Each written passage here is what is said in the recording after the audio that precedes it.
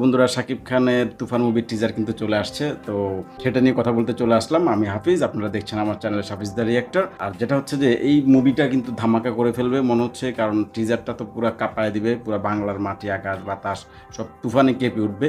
Already কেঁপে গেছে, কারণ টিজার যেহেতু চলে আসছে। টিজারটা দেখার পরে আমার মিশ্র প্রতিক্রিয়া হয়েছে, সেটাই আপনাদের সাথে শেয়ার করতে আসলাম। এবং মিশ্র প্রতিক্রিয়া হচ্ছে যেটা আপনারা স্ক্রিনে দেখতে পাচ্ছেন। কি মনে পড়ে, কেজিএফ নাকি অ্যানিমেল?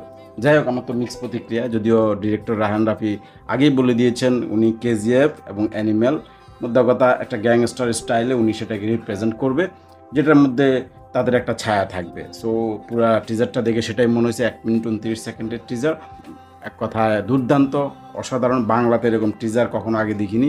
ইভেন এই মুভিটার যে কস্ট মনে হচ্ছে ব্যাপক ব্যয়বহুল, যেহেতু 3টা প্রোডাকশন হাউস মিলে এটা তৈরি করছে, তো বাজেট অনেক বেশি বোঝাই যায়।